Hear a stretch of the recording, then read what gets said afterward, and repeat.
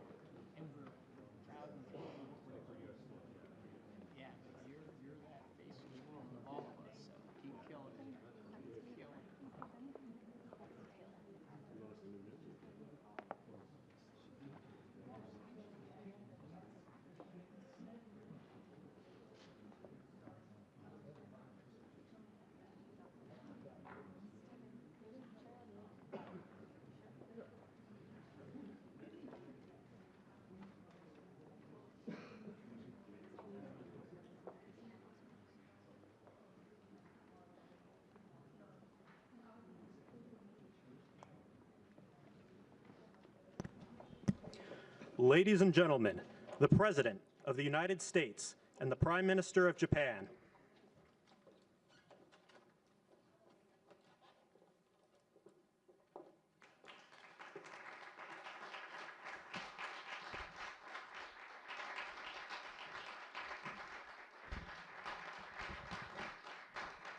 Thank you very much. Thank you very much. It's a great honor to be with the Prime Minister. We had a picture taken a little while ago, and it was so nice, I thought I'd present it to you on stage. And here's the picture. I wish I was as handsome as him, but I'm not.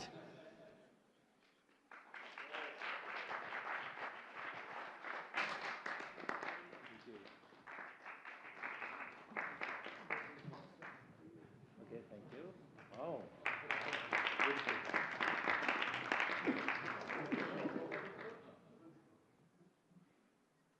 Remember that day. Thank you very much, everybody. Appreciate it.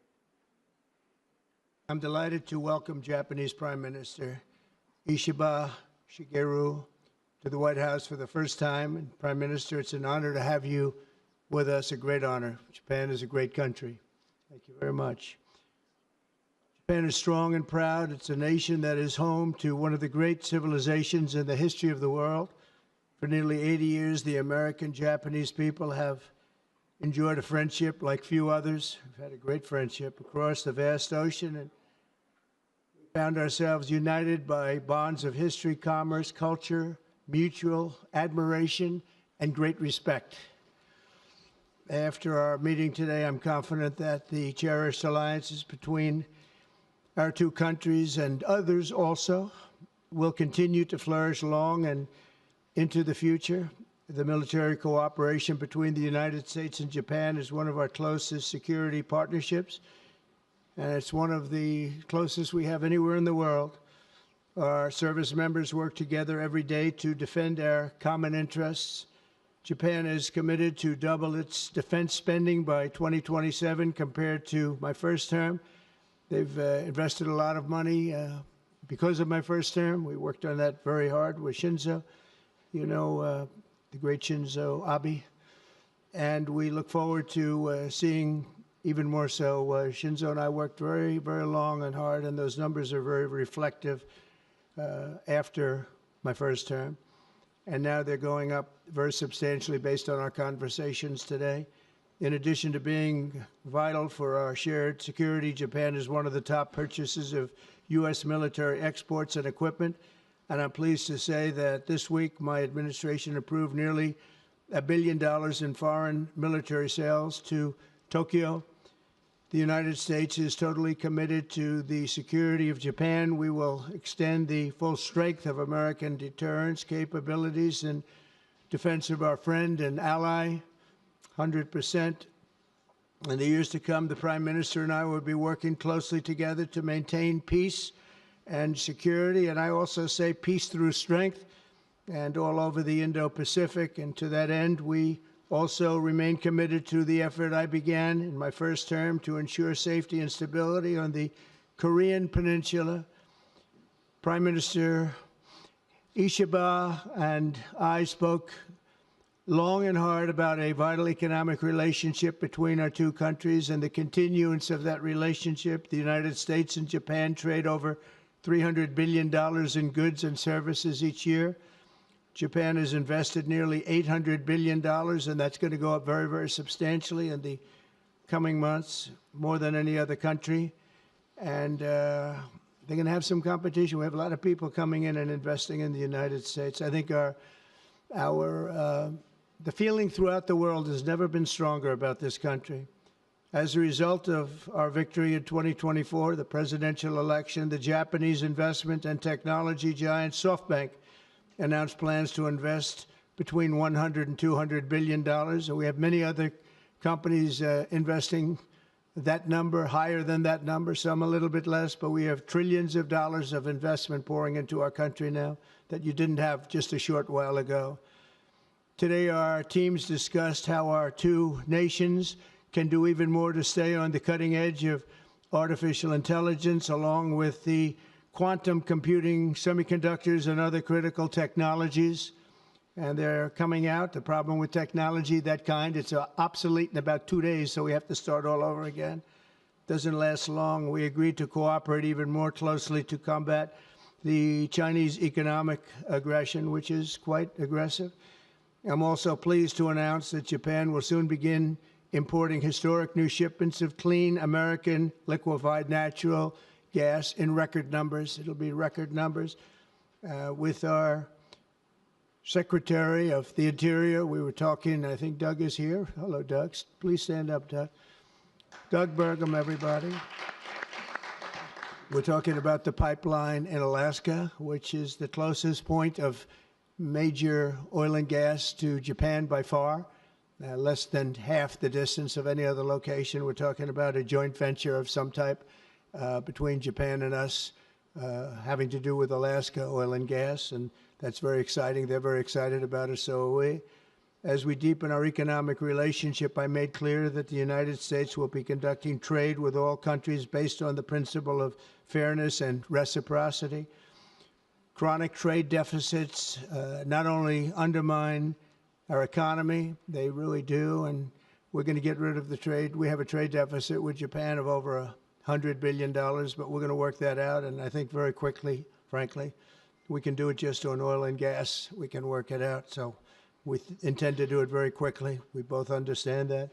And as America welcomes new foreign investment, we also want to ensure that companies build their products and factories here in America, not simply buy the assets that we have.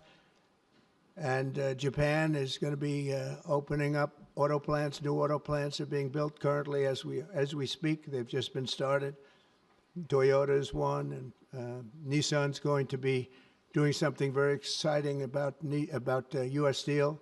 They'll be looking at an investment rather than a purchase. We didn't like the idea. U.S. Steel is a very important company to us. It was the greatest company in the world for 15 years, many years ago, 80 years ago. And we didn't want to see that leave. And it wouldn't actually leave, but the concept, psychologically not good. So they've agreed to invest heavily in U.S. Steel as opposed to own it. And that sounds very exciting. And we're going to meet with Nissan next week, the head of Nissan, very great company, and they'll work out the details. I'll help. I'll be there to mediate and arbitrate. And I had the privilege of working closely with the great Prime Minister, as you know, and you know him very well, Shinzo Abe, the longest-serving Prime Minister in Japan's history. Likewise, I expect that this Prime Minister is going to be a great one. I really believe that he's going to be a great one. I've gotten to know him for not long, but I can see what they have. He's got the qualities of greatness. He's going to do a fantastic job for Japan and for the Japanese people. And I'd like now to invite the Prime Minister to say a few words, and then we'll take some questions. Mr. Prime Minister, thank you. Thank you very much.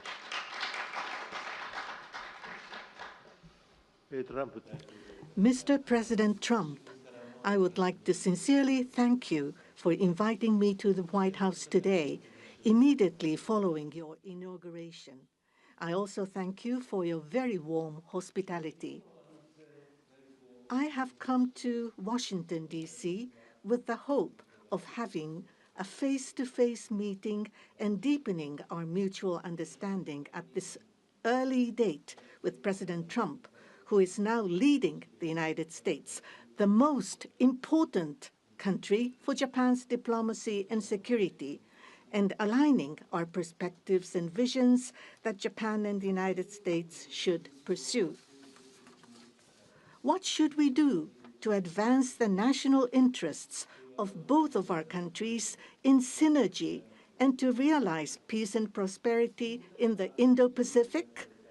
I am convinced that the answer lies in further strengthening the strong and unwavering Japan-U.S. alliance to achieve a free and open Indo-Pacific.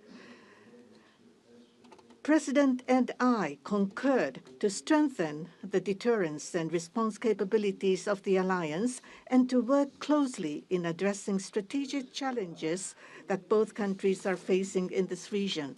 I conveyed to the President that Japan, as an ally of the United States, is ready to share responsibilities and to play its own role.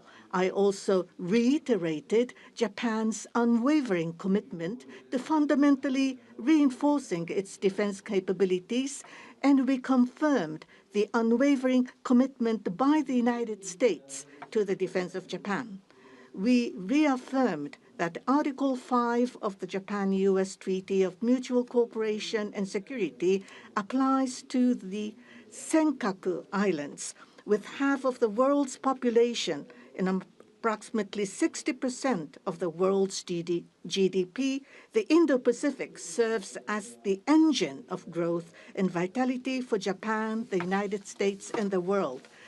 President and I also concurred that the United States and Japan will make further efforts in a wide range of areas, working hand in hand together to realize a free and open Indo-Pacific. In this context, we also concurred to further advance cooperation of the multi-layered networks of the like-minded countries, including the Quad, and trilateral cooperation with the Republic of Korea and the Philippines. We also discussed Japan-United States cooperation to bring about growth and prosperity.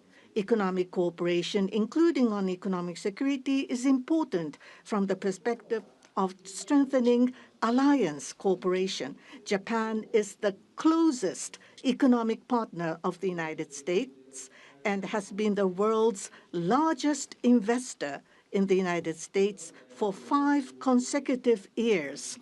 Also, with the inauguration of President Trump, the momentum for Japanese companies to invest in the United States is growing even stronger.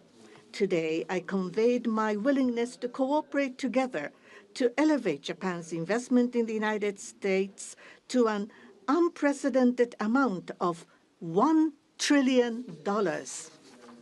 President Trump and myself also concurred to elevate the Japan-U.S. partnership to an even higher level through improving business environment and increasing bilateral investment and employment, strengthening each other's industries, leading the world in developing advanced technologies such as AI and leading-edge semiconductors, and strongly promoting efforts to harness the energy of the growing market in the Indo-Pacific region. We also confirmed that we will cooperate to strengthen energy security between the two countries, including increasing exports of United States liquefied natural gas to Japan in a mutually beneficial manner. Regarding foreign exchange, as in the first Trump administration, close discussions will continue between Japanese and the U.S. finance ministers who are experts in this field. We also held candid discussions on challenges the Indo-Pacific region is facing. We confirmed that we are resolved not to allow unilateral attempts to change the status quo by force or coercion, and to oppose such attempts in the East and South China Seas in order to fully defend a free and open Indo-Pacific.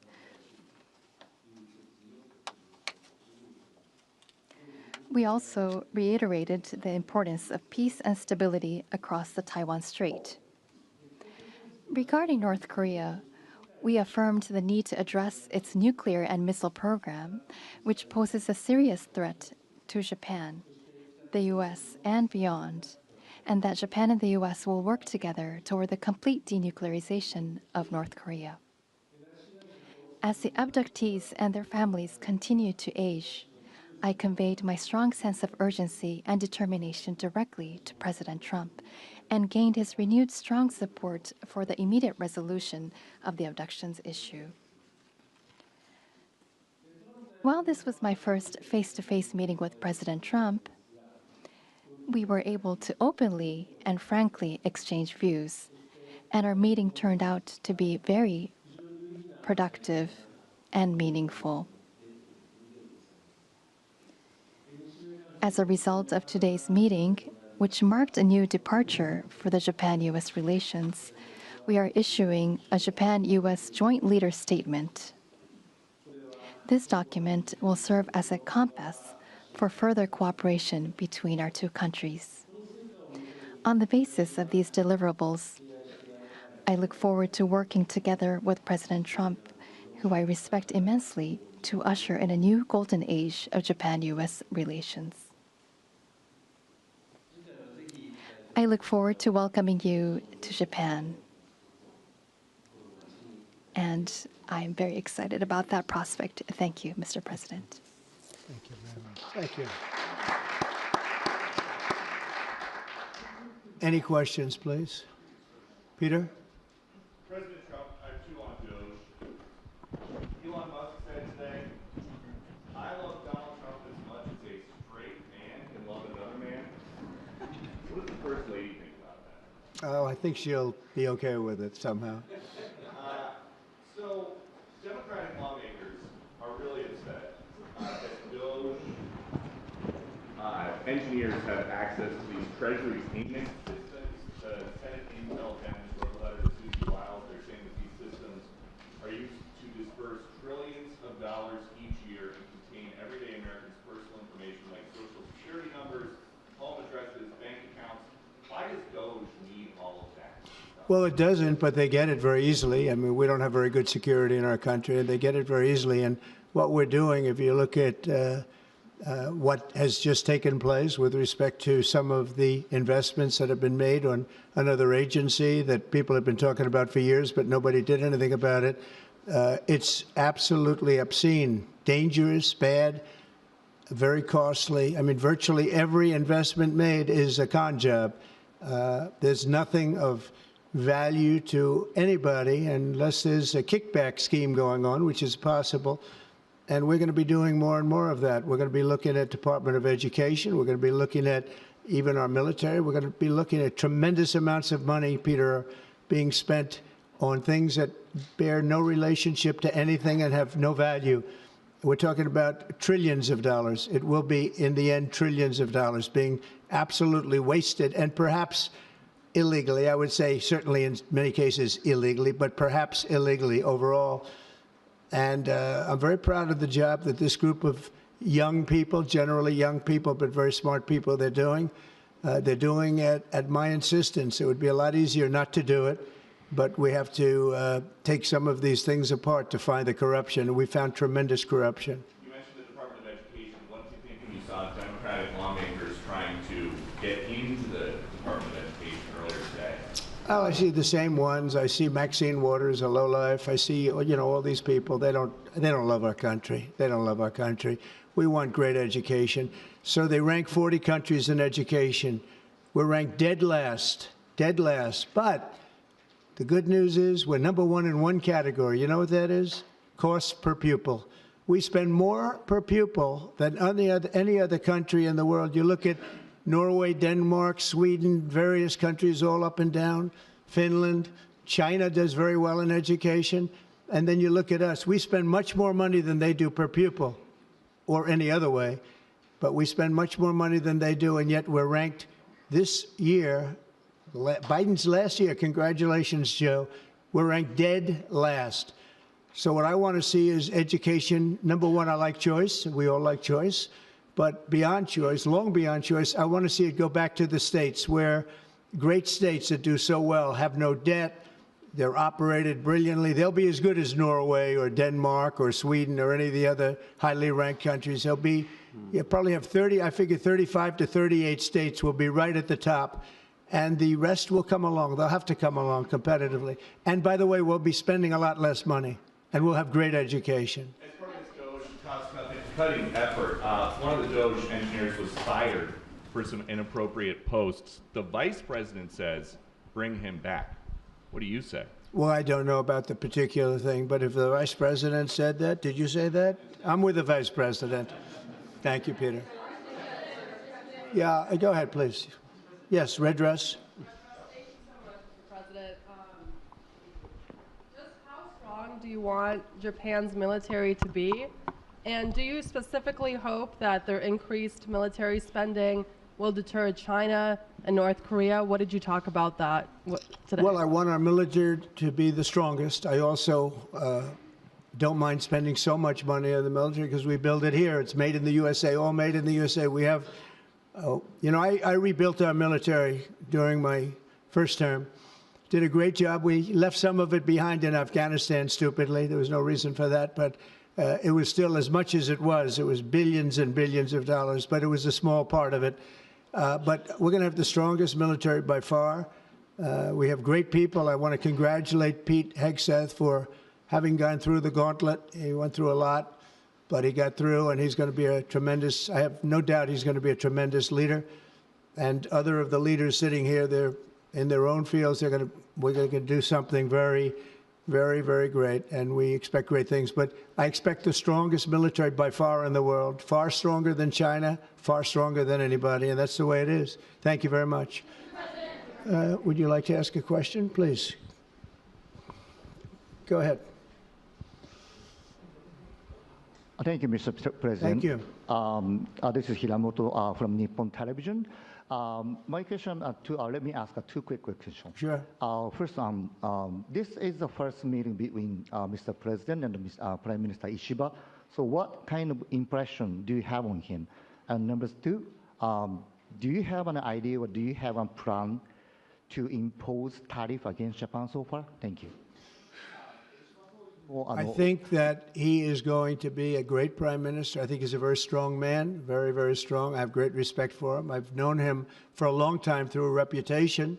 Shinzo Abe thought the world of him, and I think he's going to do a fantastic job as prime minister. A very strong person.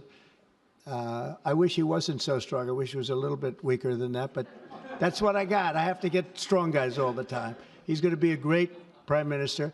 I also, in terms of tariffs, I mean, we're going to have tariffs, mostly reciprocal tariffs, where we go with, and I'm going to be probably meeting on that Monday or Tuesday, have an announcement, probably a news conference, but probably reciprocal tariffs where a country pays so much or charges us so much, and we do the same. So very reciprocal, because I think that's the only fair way to do it. That way, nobody's hurt. They charge us, we charge them. It's the same thing, and I seem to be going in that line as opposed to a flat fee tariff. Okay? Yes, go, please. Please, go ahead. Why don't you go ahead?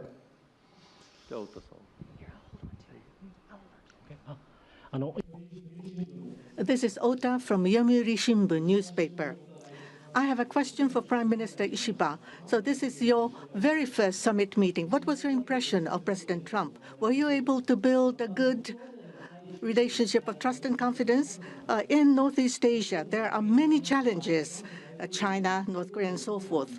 And with President Trump, what did you appeal to him, and what kind of understanding were you able to obtain? On the economic field, there is the acquisition of U.S. Steel, the buy Nippon Steel, and there are expansion of import of LNG. What were the communication discussion did you have with President Trump? For the $1 trillion of investment from Japan to investment, what was his reaction? What about your communication on tariff front? This is the first time that I met with President Trump in person. So this was the first time meeting face-to-face. But for many, many years, I have watched him on television. So it was quite I was so excited to see such a celebrity on television, to see in person. On television, he is frightening. And he has the very strong personality.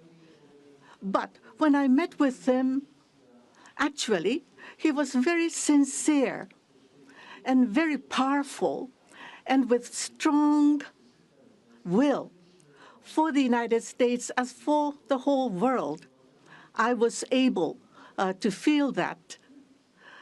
This is not the sort of polishing or trying to suck up to him.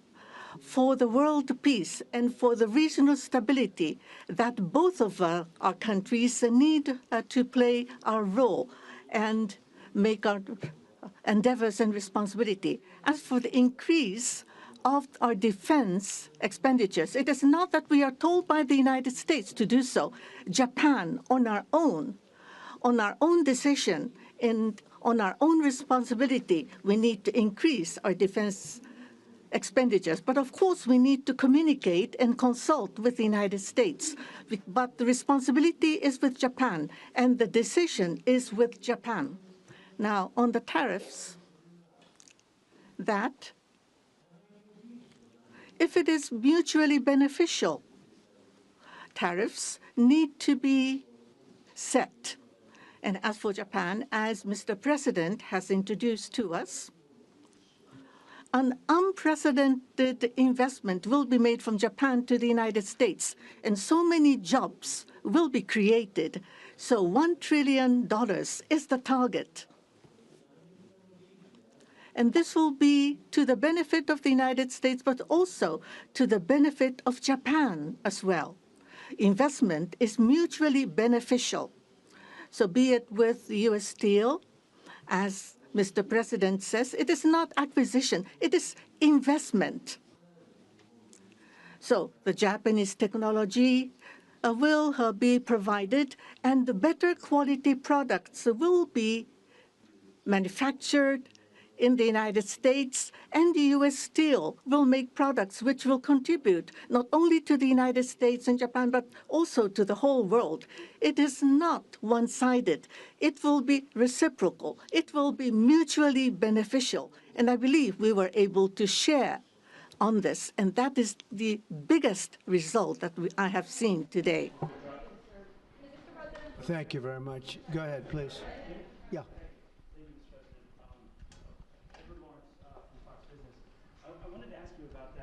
U.S. Steel deal. So you're saying that is this a restructuring of the deal that's happening, and then will you approve? They're doing it as an investment, no longer a purchase. Okay. I didn't want it purchased, but investment I love. And they're going to do a big investment, subject to getting the deal done. And that's they'll be something doing you a would big. approve, where the U.S. I'm okay with that, sure. And for the Prime Minister, what was your argument to the President related to U.S. Steel? And one more on tariffs, Mr. President, if I could. You said on tariffs that you'd like them to be reciprocal, back and forth. What was the reception from the Japanese Prime Minister when you said that, or when you talked Well, about we it? didn't discuss tariffs too much. We really discussed many other things, including the pipeline in Alaska, which I think is going to be maybe the most exciting thing with Doug and Chris. We discussed that at length, the pipeline. I mean, it seemed to be of great interest to them. We have potentially more oil and gas than in Saudi Arabia, just in Alaska. We have the most of any country in the world. It's a big asset for the United States, but we haven't used it. We go to Venezuela, we go to other places to take oil and gas, and we have more than anybody. It's an amazing phenomenon that took place over the last 4 years. Nobody understands it, including the people that were in charge of it. They had no clue what they were doing. So it was a big problem. They were surprised actually too. They were saying why didn't they wouldn't sell them LNG. They wouldn't sell it. Japan wanted to buy LNG, and Biden wouldn't sell it. And I'm trying to figure that one out. Maybe it was the environment. You might answer that question. He's curious about that himself, I think. Thank you very much. If you want to answer that, you may, about LNG, that the United States wouldn't sell you LNG.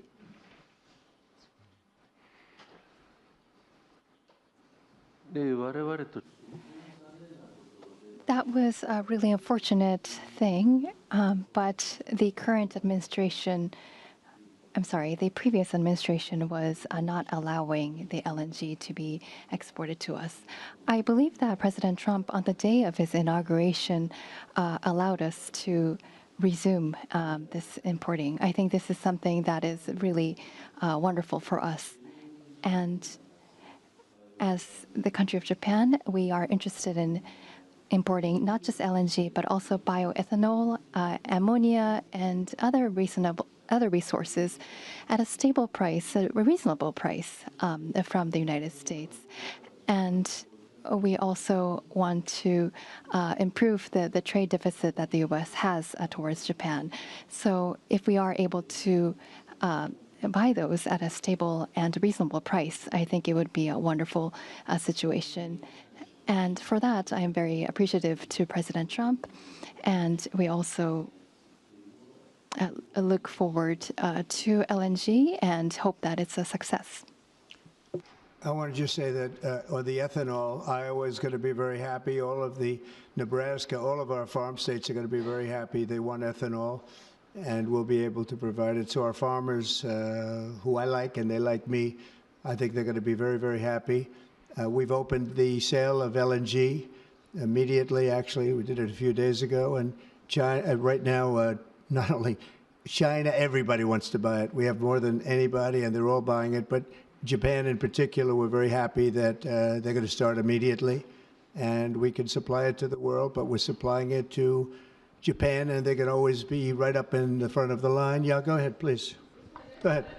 Thank you so much. Mr. Prime Minister, I have a question for you as well, but Mr. President, I'll start with you. Well, quickly to follow up on what Peter was asking, have you directed Elon Musk to review Pentagon spending, given it's the biggest discretionary spending in the federal budget? Yes, I have Pentagon, education, just about everything. We're going to go through everything, just as it was so bad with what we just went through with this horrible situation we just went through, and I guess 97% of the people have been dismissed.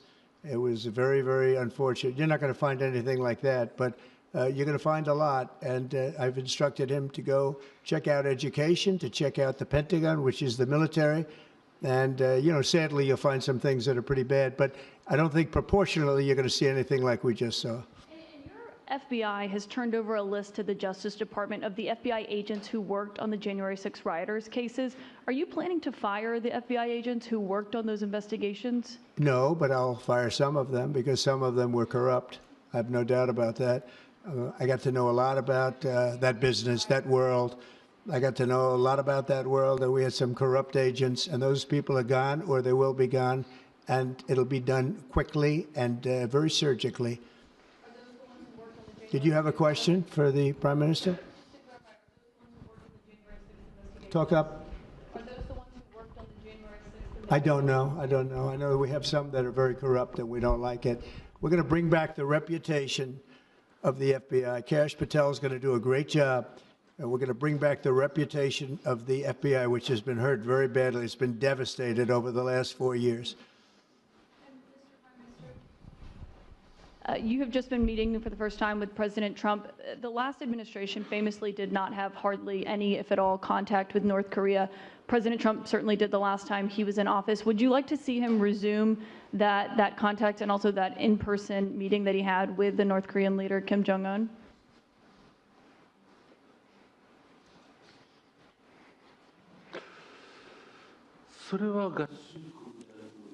That is something that the United States needs to determine on its own, and it's not something that we should request. Having said that, but for example, in Vietnam or Singapore, the President of the United States, President Trump, was able to meet with Kim Jong-un. I think that's a very positive development. So now that President Trump is in power again, if we are able to move towards resolving issues with the North Korea, I think it would be great. And of course, for us, that includes not only denuclearization, but also resolving the abductee issue. And so not only the victims of the abductees, but also their families too are aging. And so our time is limited. So if the President of the United States, if President Trump is able to resolve this issue, we do understand that it's a Japan issue first and foremost. Having said that, we would love to continue to cooperate with them. It's actually a good question, and we will have relations with North Korea and with Kim Jong-un. I got along with him very well, as you know. I think I stopped the war. I think if I wouldn't have won that particular election, you would have ended up in a very bad situation. But I did, and we had a good relationship, and I think it's a very big asset for everybody that I do get along with him. I get along with him, he gets along with me, and that's a good thing, not a bad thing. And I can tell you that Japan likes the idea because their relationship is not very good with him. And if I can have a relationship with not only him, but other people throughout the world where there seem to be difficulties, I think that's a tremendous asset for the world, not just the United States. Go ahead. I have a question for you and for the Prime Minister as well. Mr. President, I wonder what you make of the criticism from Democrats that these staff reductions, the cuts that Elon Musk and Doge are doing are an unlawful power grab. And is there anything you've told Elon Musk he cannot touch? Well, we haven't discussed that much. I'll tell him to go here, go there. He does it. He's got a very capable group of people. Very capable. They know what they're doing. They'll ask questions, and they'll see immediately as somebody gets tongue-tied that they're either crooked or don't know what they're doing. We have very smart people going in. So I've instructed him, go into education, go into military, go into other things as we go along. And they're finding massive amounts of fraud, abuse, waste, all of these things. So, but I will pick out a target, and I say go in. There could be areas that we won't, but I think everything's fertile. You know, we're a government. We have to be open. And as an open government, I don't know, I guess you could say maybe some high intelligence or something. And I'll do that myself if I have to. But generally speaking, I'll just say go. But he will be looking at education pretty quickly, and he will be looking at military too. You know, the bulk of federal spending is Social Security, Medicare, programs like that. Would you like to see him look at those programs as well? Well, they don't really have to be looked at by him. They can be looked at by us. Social Security will not be touched. It'll only be strengthened. We have illegal immigrants on Social Security, and we're going to find out who they are and take them out. We have illegal immigrants in other Medicare. We found a lot of bad people, a lot of people that shouldn't be on. that were put on through California. A lot of them come out of California. We're not going to stand for that. So we're going to strengthen our Social Security, et cetera. We're not going to touch it other than to make it stronger. But we have people that shouldn't be on, and those people we have to weed out. Most of them, or many of them so far, have been illegal immigrants. They shouldn't even be in the country. Do you have a question for the Prime Minister? I do. Mr. Prime Minister, the President's affinity for tariffs is well known. If the U.S. places tariffs on Japanese imports, would Japan retaliate?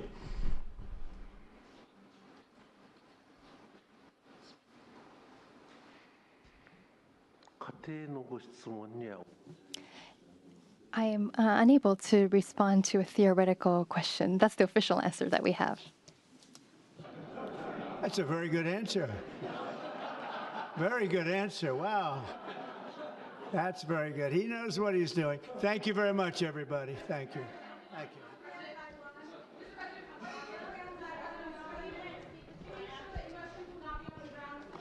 Thank you, everybody.